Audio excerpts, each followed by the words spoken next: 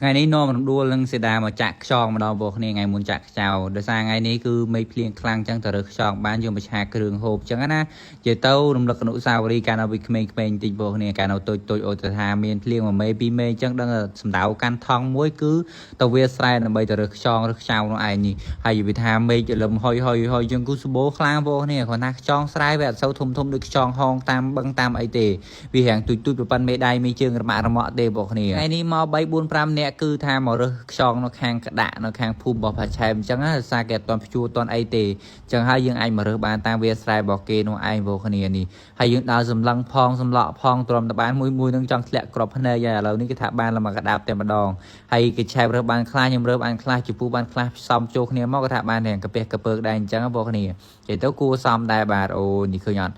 គឺងាយស្រួលដើររើខ្លាំងមែនតើបងគ្នាពេលខ្លះវាពាក់គ្នា2 3ក៏មានដែរហើយរឿងខ្យងស្រែនេះនិយាយវាថាឆ្ងាញ់ផ្អែមខ្លាំងមែនតើបងប្អូនគ្នាមិនថាយកទៅស្លឬយកទៅឆាខ្ចៅឆាគ្រឿងឆាអីទេក៏ពីថាយកមកដល់យើងទុកវាមកយប់ទៅវាអាចចេញដីអស់ហើយយើងចាប់ផ្ដើមយកវាមកកាប់គូនអញ្ចឹងបងប្អូនគ្នាដើម្បីយកទៅឆានោះឯងបើយើងអត់កាប់គូនវាទេគឺយើងបឺតអត់ស្រួលទេពេលដែលយើងយកទៅឆាហើយគឺ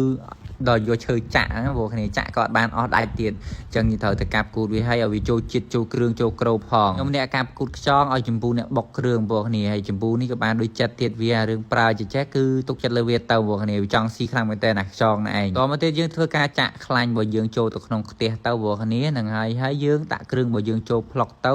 លីងឲ្យឈ្ងុយចាក់ខ្យងចូលរួចជាការស្រេចបើនិយាយពីរឿងសេដានេះក៏ឲ្យថតកាមេរ៉ាថតក៏ក្បាច់ក្បូរសម្បើមដែរបងគ្នាអូនិយាយមែនសុំខ្លាចដៃហ្មងបងគ្នាអើយហើយសម្រាប់គ្រឿងយើងលីងឲ្យឈ្ងុយឲ្យវាឡើងក្រៀមសិនយើងចាក់ខ្យងចូលបងគ្នាបានយើងចាក់ទៅកុំឲ្យវាកពុលអញ្ចឹងណា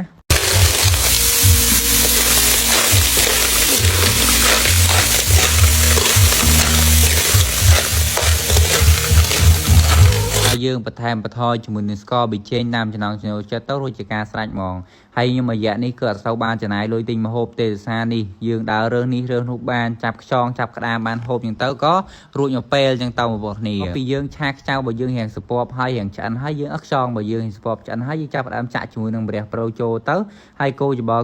រួចជាការស្រេចលើកមកញ៉ាំបានបណ្ដោយវិធីធ្វើបីងាយតែឆ្ងាញ់និយាយរឿងរសជាតិវិញគឺអែមខ្លាំងមែនតើមកបងប្អូនគ្នាឥឡូវមកមើលរំដួលសេដាវាចាក់មកបងប្អូននេះវាលិតដៃផងវាលិតជើងផងអូវាសុបាយអស់ទៅដល់បានស៊ីចេះបងគ្នាអាគេរមមកឲ្យស៊ីនឹងវាសុបាយអស់ណាពួកនេះឲ្យទៅថាមានប្រមាណក៏វាស៊ីអស់ដែរ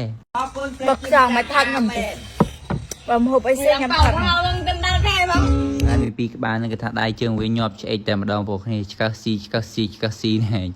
អើយដែរបងប្អូនគ្នានិយាយទៅនោះជុំគ្នាអញ្ចឹងគឺសុបាយខ្លាំងមែនតើនេះមួយម៉ាត់នោះម៉ាត់អញ្ចឹងទៅបានអីហូបចែកគ្នាម្នាក់ម៉ាត់មកអញ្ចឹងទៅហើយ vlog របស់ខ្ញុំក៏មានច្រើនដែរមានតែប៉ុណ្្នឹងទេអរគុណច្រើនសម្រាប់ការទស្សនាវីដេអូមួយនេះកុំភ្លេចជួយ share និង follow page ខ្ញុំម្នាក់មួយផងដើម្បីទទួលនៅវីដេអូនោះសកម្មភាពថ្មីអរគុណច្រើនបាយជម្រាបលាបាទ